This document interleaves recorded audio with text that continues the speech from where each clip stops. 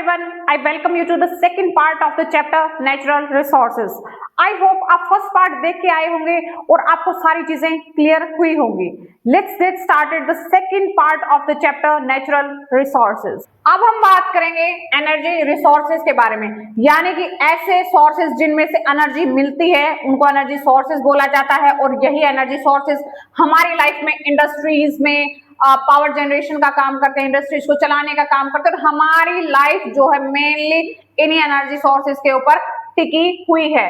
Energy sources की बात करें तो जैसे फ्यूल मिनरल्स हैं, coal, petroleum, natural gases, uranium, electricity, इनसे एनर्जी जनरेट होती है. हमारी लाइफ इन्हीं से चलती है. एनर्जी सोर्सेज दो प्रकार के हो सकते हैं, कन्वेंशनल और नॉन कन्वेंशनल.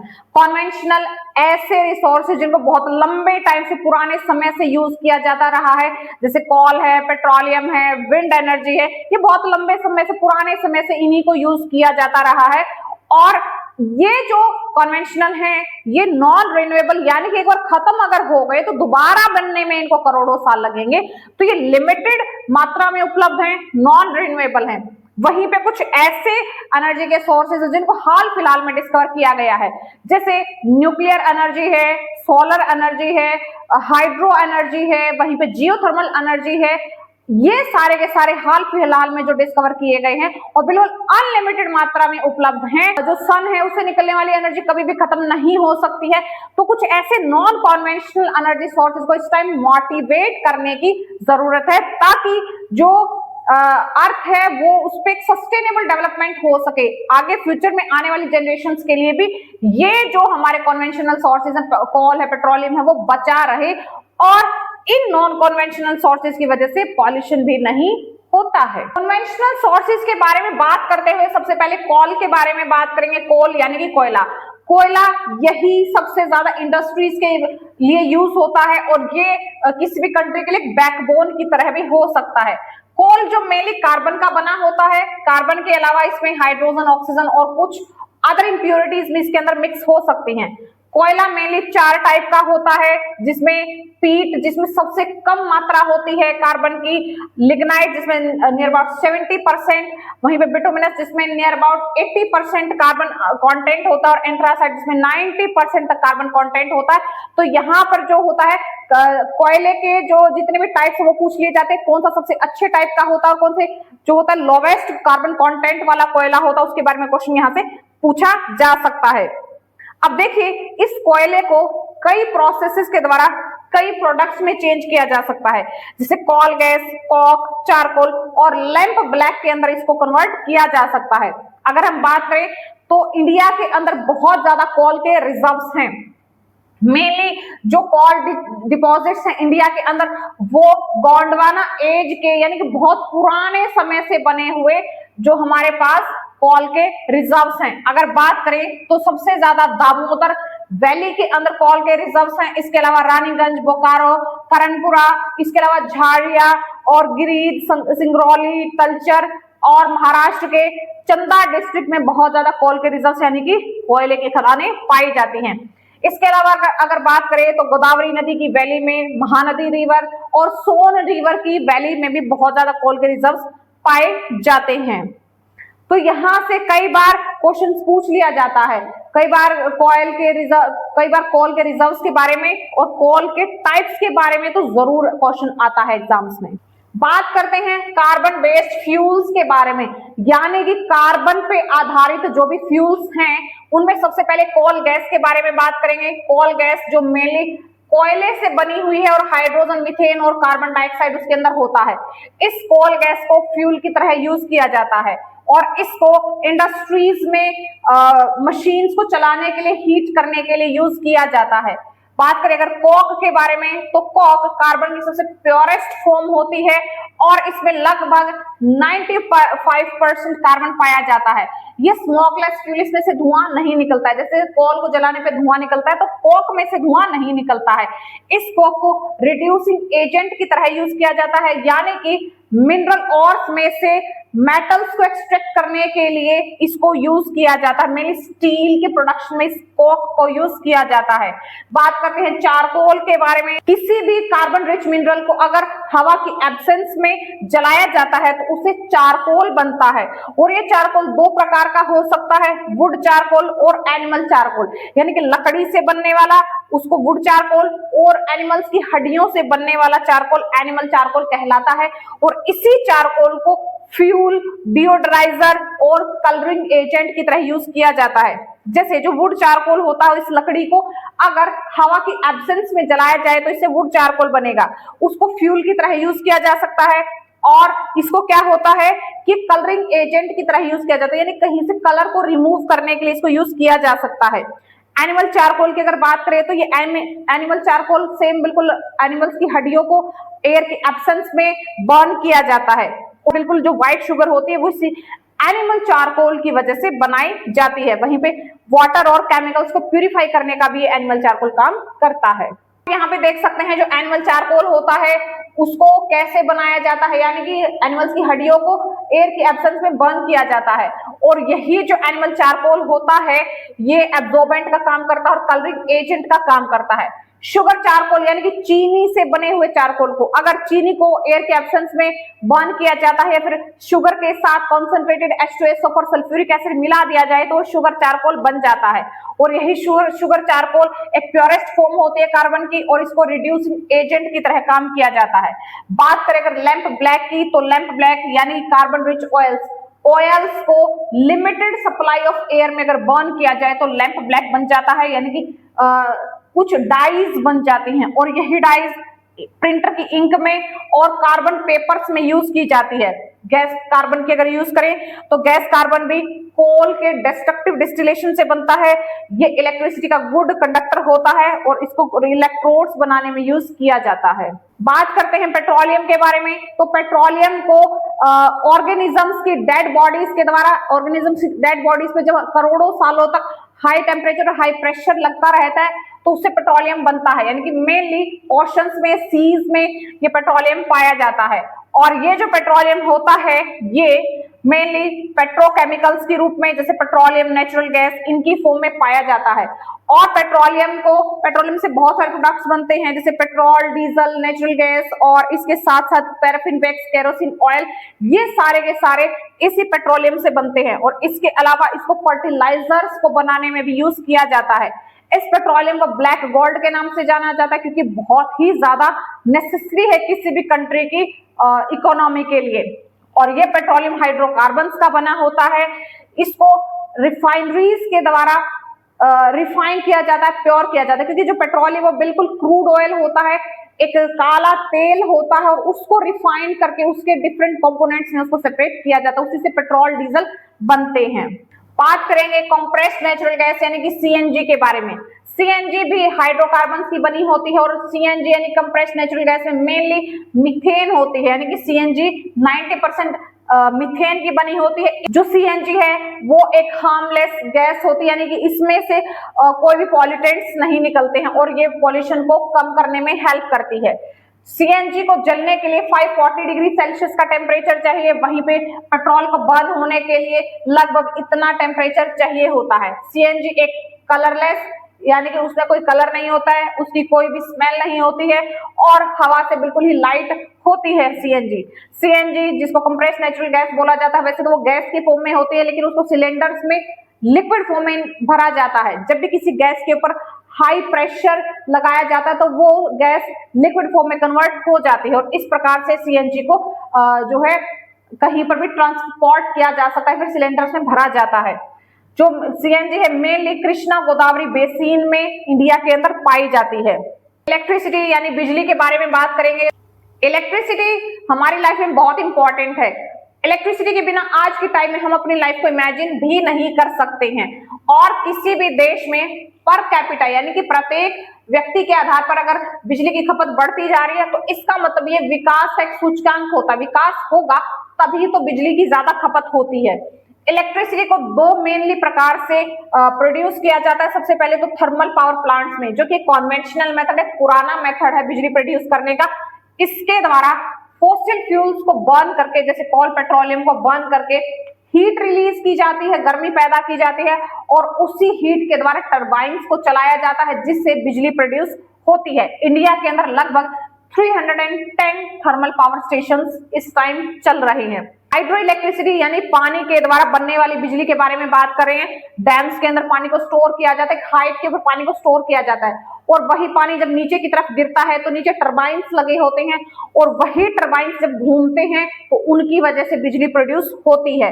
और इंडिया के अंदर इस टाइम बहुत बड़े बड़े डैम्स वर्किंग है जिनसे इलेक्ट्रिसिटी प्रोड्यूस की जा रही है, जैसे भाखड़ा नंगल डैम, दामोदर वैली और कृष्णा राजा सागर डैम में बहुत ही अच्छे तरीके से बिजली को प्रोड्यूस किया जा रहा है, जो कि बहुत ही हार्मलेस है, कोई पॉल्यूशन इससे नहीं होता है। बात करेंगे रॉकेट प्रोपेलेंट्स के बारे में, यानी कि रॉकेट्स को चलाने वाले फ्यूल के बारे में बात करेंगे। ये बहुत ही यूनिक फ्यूल होता है जो जिसमें बहुत ज्यादा हाई एनर्जी होती है, बहुत हाई कैलोरीफिक वैल्यू इसकी होती है। रॉकेट्स में डलने वाला फ्यूल सॉलिड और लिक्विड दोनों टाइप्स का हो सकता है। लिक्विड फ्यूल जिसमें liquid hydrogen, liquid alcohol, kerosene और लिक्विड हाइड्रोजीन इसका फ्यूल होता है। सॉलिड प्रोपेलेंट्स जैसे नाइट्रोसेल्युलोज, अमोनियम परक्लोरेट, नाइट्रोग्लिसरीन, इस प्रकार के सॉलिड जो हैं इसके प्रोपेलेंट्स यानी कि फ्यूल्स हो सकते हैं।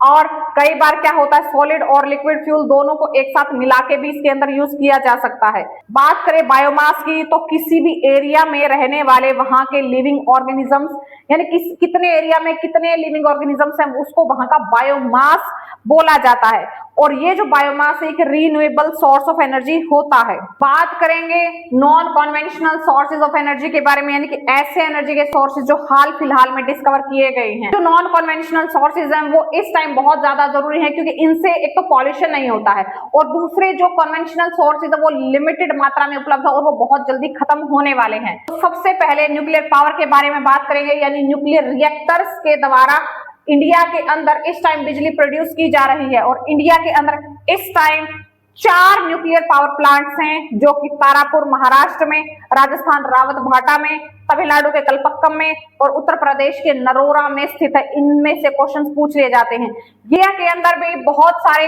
एटॉमिक और न्यूक्लियर मिनरल्स पाए जाते हैं, जैसे बिहार के सिंहभूम में यूरेनियम पाया जाता है। इसी यूरेनियम को यूज करके न्यूक्लियर पावर रिएक्टर्स के अंदर बिजली प्रोड्यूस की जाती है। वहीं पे राजस्थान के कई पार्ट्स में भी यूरेनियम पाया जाता है।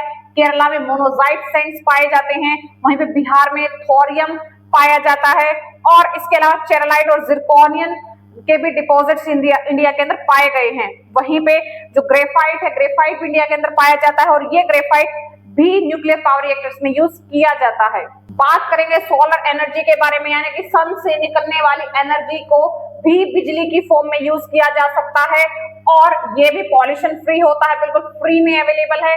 इंडियन गवर्नमेंट इस टाइम सोलर एनर्जी को बहुत ज्यादा अप्रिशिएट कर रही है और इसके अंदर फोटोवोल्टेइक सेल्स को यूज करके सोलर एनर्जी को इलेक्ट्रिसिटी में कन्वर्ट किया जाता है। और अगर देखा जाए तो इस टाइम इंडिया के राजस्थान में भाडला में सबसे बड़ा सोलर पावर प्लांट मौजूद है। सोलर एनर्जी के बाद हम बात करेंगे विंड एनर्जी, यानी कि हवा से प्राप्त होने वाली एनर्जी पावर के बारे में। हवा के द्वारा भी इलेक्ट्रिसिटी को प्रोड्यूस किया जा सकता है।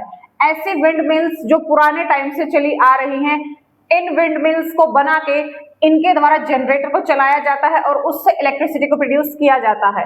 तो विंड एनर्जी से भी इलेक्ट्रिसिटी प्रोड्यूस हो सकती है और इस टाइप की विंड मिल्स जो बहुत ज्यादा विंडी एरियाज होते हैं जहाँ पे तेज हवाएं चलती हैं, वहां पर इन बड़ी बड़ी विंड मिल्स को लगा के इनके ब्लेड्स के द्वारा इलेक्ट्रिसिटी को प्रोड्यूस किया जाता है। इंडिया की अगर हम बात करें तो तमिलनाडु के मदुरई, गुजरात के कच्छ, महाराष्ट्र के सतारा और अहमदनगर, राजस्थान के जैसलमेर और इसके साथ साथ आंध्र प्रदेश, कर्नाटक, केरला, लक्षद्वीप, इन स्टेट्स के कुछ पार्ट्स के अंदर इन विंड फार्म्स को, इन विंड मिल्स को लगाया गया है और इससे नॉन पॉल्यूटिंग एनर्जी इलेक्ट्रिसिटी को प्रोड्यूस किया जाता है, जो इंडिया की इकोनॉमी के लिए बहुत इंपॉर्टेंट है और बहुत इंपॉर्टेंट रोल ये प्ले करते हैं क्योंकि ये बहुत ही सेफ एनर्जी और क्लीन फ्यूल होता है।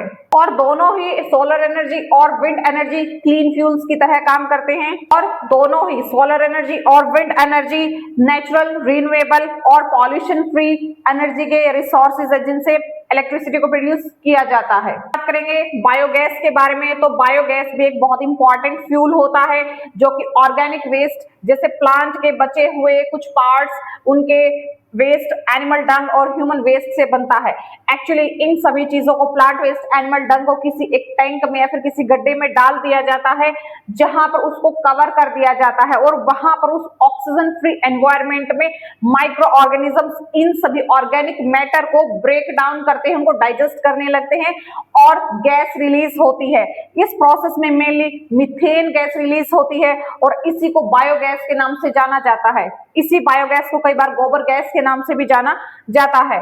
तो ये जो बायोगैस होती है, इसके बहुत सारे फायदे होते हैं फार्मर्स को। एक तो ये क्लीन फ्यूल होता है, ये स्मोकलेस फ्यूल होता है, इसे बहुत अच्छे तरीके से कुकिंग और लाइटिंग के पर्पसेस में इसको काम लाया जा सकता है। बायोगैस प्लांट के अंदर गैस को यूज करने के बाद उसका जो वेस्ट बच जाता है, उसको खेतों के अंदर फर्टिलाइजर्स के रूप में इस्तेमाल किया जा सकता है, जो कि बिल्कुल नेचुरल होता है और उससे खेतों की फर्टिलिटी इंक्रीज होती है और इससे ट्रीज को भी सेव किया जाता है। अब गांवों के अंदर चूल्हा जलाने के लिए लकड़ियों का यूज किया जाता है, जिसकी वजह से पेड़ों को काटा जाता है, लेकिन इस बायोगैस की वजह से पेड़ कटने से बच जाते हैं और एनवायरमेंट फ्रेंडली ये सब कुछ होता है।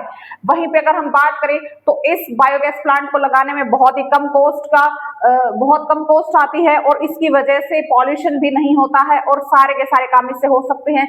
गैस इससे बन सकती है, कुकिंग के काम इससे हो सकते हैं और वहीं पे खेतों को फर्टिलाइजर्स इस वजह से मिलते हैं। तो ये एक better energy saving, better fertility और एक क्लीनर एनवायरनमेंट को अप्रिशिएट करता है, मोटिवेट करता है। एनर्जी रिसोर्सेज के बारे में बात करते हुए नेक्स्ट हम बात करेंगे टाइडल एनर्जी, यानी कि समुद्र में उठने वाली लहरों से बनने वाली एनर्जी के बारे में हम बात करेंगे। टाइडल एनर्जी ओशंस की लहरें जब एक ऊपर और नीचे यानी कि हाई और लो टाइड्स बनती हैं, उसकी वजह से भी इलेक्ट्रिसिटी को प्रोड्यूस किया जाता है।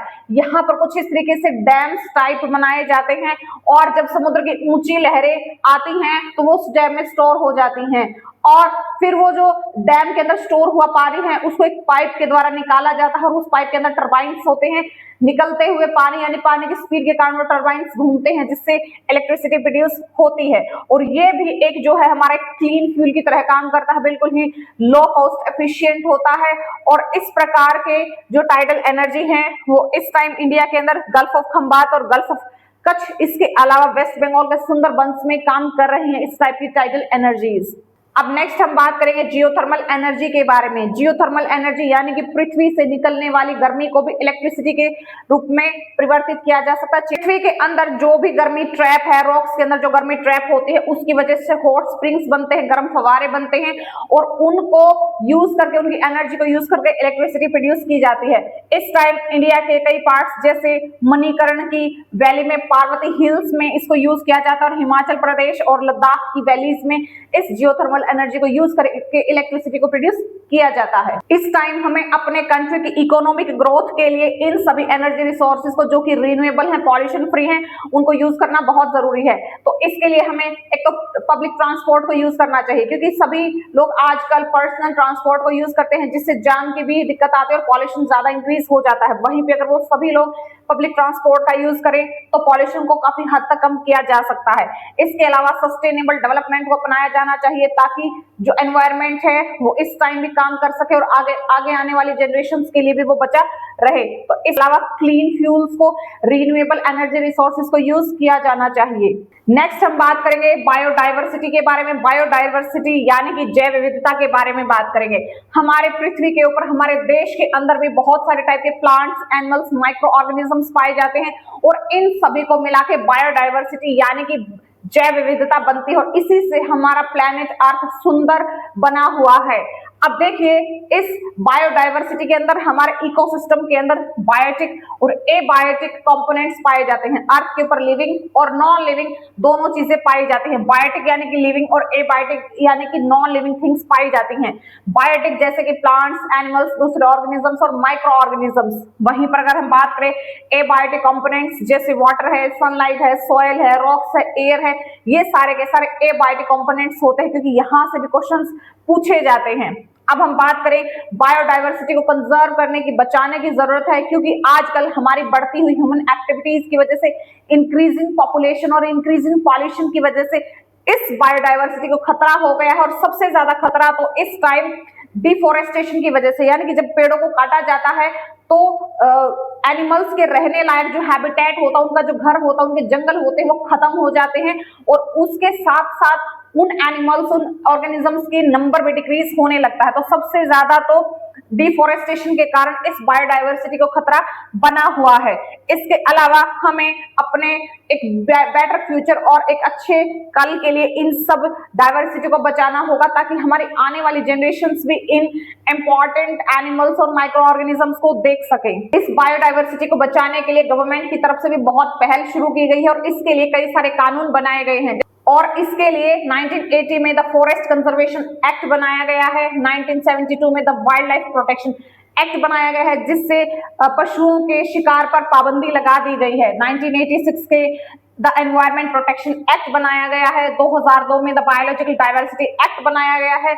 इसके अलावा 1999 में नेशनल बायोडाइवर्सिटी स्ट्रेटजी और एक्शन प्लान बनाया गया है इस बायोडाइवर्सिटी को बचाने के लिए, क्योंकि ये बायोडाइवर्सिटी किसी भी नेशन के लिए बड़ी इंपॉर्टेंट होती है। बायोडाइवर्सिटी को बचाने के लिए कई सारे पॉइंट्स हो सकते हैं, कई स्ट्रेटजीज हो सकती हैं। उसके लिए सबसे पहले कुछ ऐसे हैबिटेट्स को जो बहुत इंपॉर्टेंट है और वहां पर बहुत ज्यादा नंबर में एनिमल्स पाए जाते हैं, उनको आइडेंटिफाई किया जाना चाहिए और प्रोटेक्ट किया जाना चाहिए, ताकि वहां पे रहने वाले एनिमल्स और माइक्रो ऑर्गेनिजम्स को प्रोटेक्ट किया जा सके।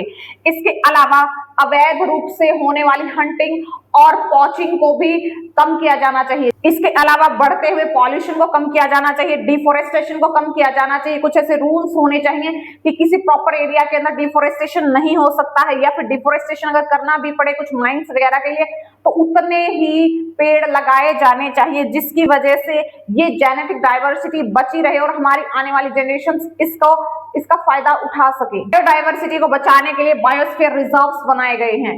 ये बायोस्फीयर रिजर्व्स क्या होते हैं? Biosphere is the global sum of all ecosystems. सभी इकोसिस्टम्स को मिला के एक बायोस्फीयर बनता है। बायोस्फीयर दो वर्ड से बना हुआ है, बायो और sphere. Bio means zone of life, यानी कि एक ऐसा क्लोज्ड सिस्टम जिसमें सभी स्फीयर्स इंक्लूडेड है। देखिए, जैसे लिथोस्फीयर, हाइड्रोस्फीयर और एटमॉस्फेयर और जियोस्फीयर मिलके बायोस्फीयर बनाते हैं। किसी भी प्लेस पे अगर जीवन संभव है तो वहां पर लिथोस्फीयर यानी कि लैंड, रॉक्स वगैरह होने चाहिए, हाइड्रोस्फीयर पानी होना चाहिए, एटमॉस्फेयर हवा होनी चाहिए और जियोस्फीयर यानी कि धरती होनी चाहिए, तभी वहां पर कोई जीवन पनप सकता है। तो इन चारों के मिलने से बायोस्फीयर बनता है और इन्हीं को प्रोटेक्ट किया जाना बहुत जरूरी है। बायोस्फीयर रिजर्व्स को गवर्नमेंट, नेशनल गवर्नमेंट्स के द्वारा नॉमिनेट किया गया है, यानी कि नेशनल गवर्नमेंट्स सभी स्टेट्स के अंदर कुछ एक पार्ट्स को बायोस्फीयर रिजर्व्स के रूप में नॉमिनेट करती है, जहां पर वही जो स्पेसिफिक स्टेट है वो उसकी रख रखाव और देखभाल करता है और उस प्लेस को इंटरनेशनली रिकॉग्नाइज किया जाता है। बायोस्फीयर रिजर्व्स ऐसे स्पेशल प्लेसेस होते हैं जहां पर अलग अलग टाइप के एक्सपेरिमेंट टेस्ट किए जाते हैं कि किस प्रकार से इस बायोडाइवर्सिटी को बचाया जा सके, किस प्रकार से मैनेज किया जा सके। बायोस्फीयर रिजर्व्स टेरेस्ट्रियल हो सकते हैं, मरीन हो सकते हैं, कोस्टल इकोसिस्टम्स भी ये हो सकते हैं, जहां पर कुछ ऐसे सॉल्यूशंस को देखा जाता है कि किस प्रकार इस बायोडाइवर्सिटी का कंजर्वेशन किया जा सके। जो बायोस्फीयर रिजर्व्स होते हैं वो स्पेशल साइट्स होते हैं, यानी कि पूरे वर्ल्ड से वहां पर टूरिस्ट और जो भी साइंटिस्ट होते हैं वो आते हैं और उनके ऊपर स्टडी करते हैं, एनिमल्स, माइक्रो ऑर्गेनिजम्स के ऊपर स्टडी करते हैं, प्लांट्स के ऊपर स्टडी करते हैं। और नेक्स्ट हम बात करेंगे एंडेंजर्ड स्पीशीज के बारे में। एंडेंजर्ड स्पीशीज ऐसी स्पीशीज, ऐसे एनिमल्स, ऐसे प्लांट्स, ऐसे माइक्रो ऑर्गेनिजम्स को बोला जाता है जिनकी संख्या बहुत कम रह चुकी है, यानी कि लगातार उनकी हंटिंग के कारण उनकी संख्या कम रह गई है और वो इस टाइम डिसअपियर, विलुप्त होने के कगार पर है। इंडिया के अंदर रेड डेटा बुक्स एक ऐसी बुक है जो हर साल एंडेंजर्ड प्लांट्स और एनिमल्स की लिस्ट जारी करती है। तो आपसे इस रेड डेटा बुक के बारे में भी क्वेश्चन पूछा जा सकता है, या फिर चार ऑप्शंस देके पूछा जा सकता है कि एंडेंजर्ड स्पीशीज कौन सी होती हैं। एक्सटिंक्ट स्पीशीज जो पहले ही खत्म हो चुकी हैं, जैसे डायनासोर्स और मैमोथ्स। वहीं पे एंडेंजर्ड स्पीशीज जैसे टाइगर्स हैं, वो इस टाइम संख्या में बहुत कम बचे हैं और उनके डिसअपियर होने का खतरा बना हुआ है। वल्नरेबल स्पीशीज ऐसे स्पीशीज होते, ऐसे एनिमल्स होते हैं जिनका नंबर कॉन्टिन्यूअसली डिक्रीज होता जा रहा है, क्योंकि उनके फॉरेस्ट, उनके नेचुरल हैबिटेट को फिनिश किया जा रहा है, काटा जा रहा है। और इसी तरीके से अगर उनको खत्म किया जाता रहा तो वो भी आगे एक्सटिंक्ट हो सकते हैं। हालांकि ये जो वल्नरेबल स्पीशीज है अभी भी काफी मात्रा में बनी हुई है, लेकिन अगर यही प्रोसेस चलती रही तो वो भी इस स्टेज के अंदर आ सकती हैं। नेक्स्ट रेयर स्पीशीज के बारे में बात करेंगे। रेयर स्पीशीज ऐसी होती है जो किसी प्रॉपर एरिया के अंदर पाई जाती हैं या फिर किसी बहुत बड़े एरिया के अंदर कहीं कहीं पर कम नंबर में पाई जाती हैं, उनको रेयर स्पीशीज बोला जाता है। ये ना तो एंडेंजर्ड होती हैं और ना ही वल्नरेबल होती हैं, लेकिन इनकी संख्या बहुत कम होती है। एंडेमिक स्पीशीज के बारे में बात करें तो एंडेमिक स्पीशीज ऐसी स्पीशीज होती है जो वर्ल्ड में किसी एक जगह पर ही पाई जाती हैं और उनका नंबर भी बहुत कम होता है। जैसे इंडिया के अंदर पाए जाने वाली 60% एंडेमिक स्पीशीज हिमालयाज और वेस्टर्न घाट्स में पाई जाती हैं। इसके अलावा north east India, north west Himalayas, western Ghats और अंडमान निकोबार आइलैंड्स के अंदर ये एंडेमिक स्पीशीज पाई जाती है। और इस प्रकार से ये हमारा नेचुरल रिसोर्सेज का चैप्टर 2 पार्ट्स के अंदर यहीं पे फिनिश हो जाता है। आई होप ये सारी की सारी इंफॉर्मेशन आपके एग्जाम प्रिपरेशन में बहुत काम आएगी। Thanks for watching, all the best.